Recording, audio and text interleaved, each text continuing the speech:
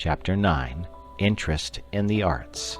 Many people pursue a regular and uninterrupted course of idleness in the evenings, because they think that there is no alternative to idleness but the study of literature, and they do not happen to have a taste for literature. This is a great mistake.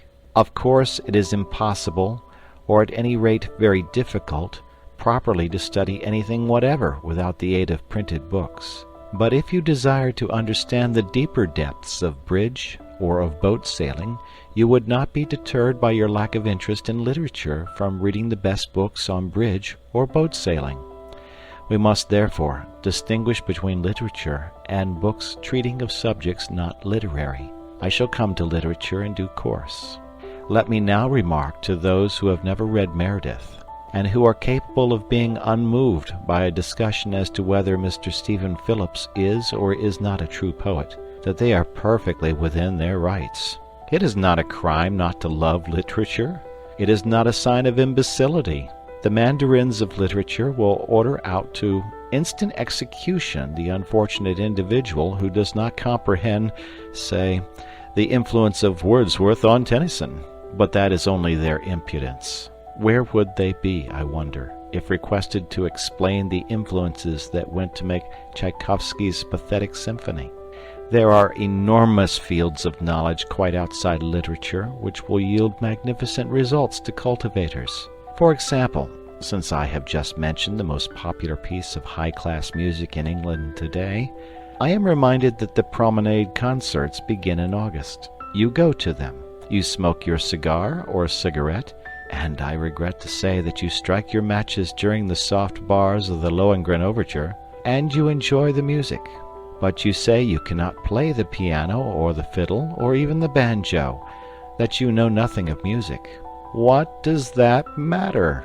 That you have a genuine taste for music is proved by the fact that, in order to fill his hall with you and your peers, the conductor is obliged to provide programs from which bad music is almost entirely excluded, a change from the old Covent Garden days. Now surely your inability to perform the Maiden's Prayer on a piano need not prevent you from making yourself familiar with the construction of the orchestra, to which you listen a couple of nights a week during a couple of months.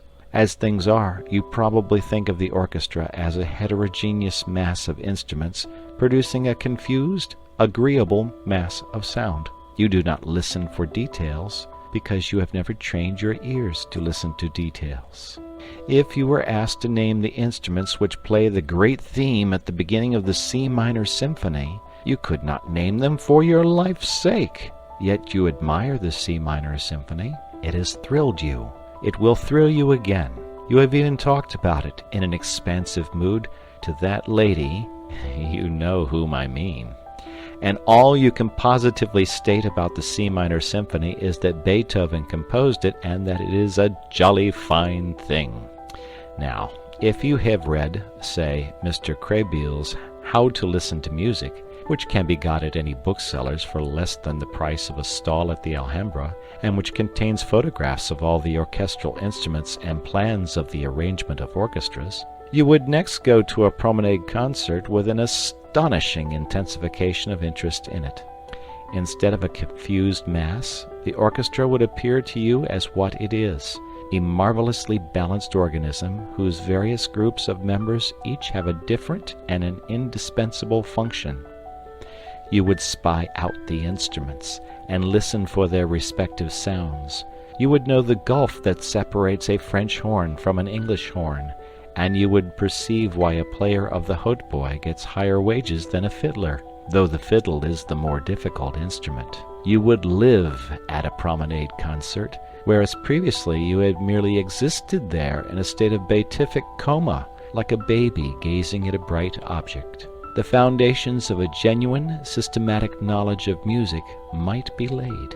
You might specialize your inquiries either on a particular form of music, such as the symphony, or on the works of a particular composer. At the end of a year of 48 weeks of 3 brief evenings each, combined with the study of programs, and attendances at concerts chosen out of your increasing knowledge, you would really know something about music. even though you were as far off as ever from jangling the Maiden's Prayer on the piano. But I hate music, you say. My dear sir, I respect you. What applies to music applies to the other arts. I might mention Mr. Claremont Witt's How to Look at Pictures, or Mr. Russell Sturgis's How to Judge Architecture, as beginnings, mere beginnings, of systematic vitalizing knowledge in other arts, the materials for whose study abound in London. I hate all the arts, you say. My dear sir, I respect you more and more. I will deal with your case next, before coming to literature.